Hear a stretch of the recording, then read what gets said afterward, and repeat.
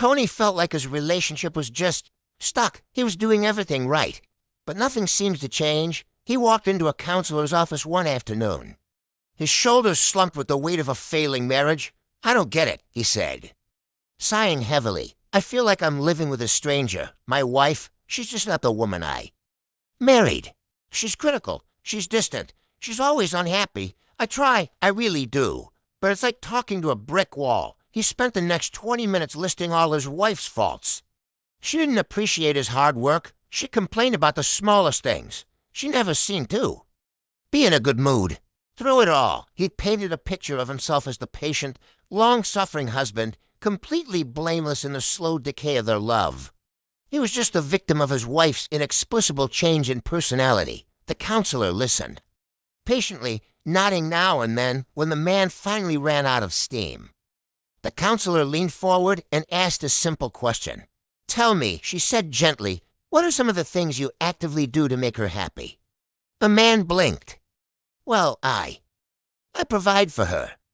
I don't cheat. I'm a good father." The counselor smiled softly. "Those are wonderful things, the foundations of a home.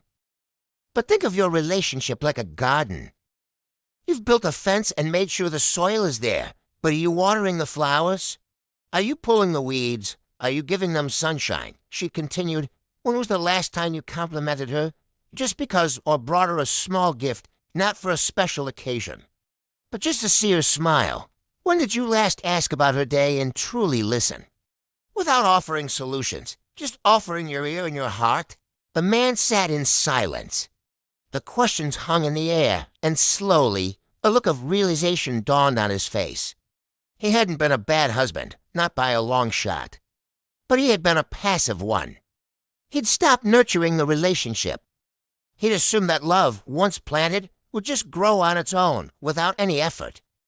He left the counselor's office with a new perspective.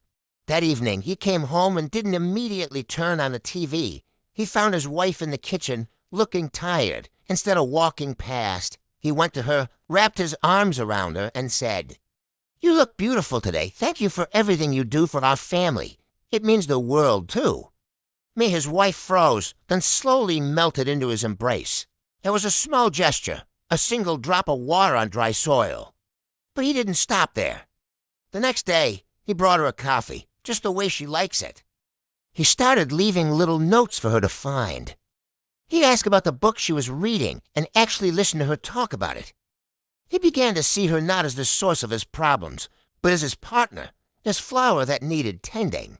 And a funny thing happened. As he poured love, appreciation, and attention into his marriage, his wife began to change, or rather, she began to blossom. The criticism was replaced with laughter. The distance was replaced with intimacy. The unhappiness was replaced with a shared joy they hadn't felt in years. The home, once quiet and tense, was now filled with warmth. He realized the problem wasn't his wife. The problem was the garden had been neglected. He had expected a beautiful bloom without ever picking up the watering can. The truth is, any relationship, whether with a partner, a friend, or a family member, requires nurturing. It needs attention, care, and effort to grow. It won't thrive on autopilot. You have to actively choose to water it every single day. If you nurture it, it will grow into something more beautiful than you could ever imagine. Thank you so much for watching. If this story resonated with you, please give this video a like and subscribe for more content that helps us grow together. See you in the next one.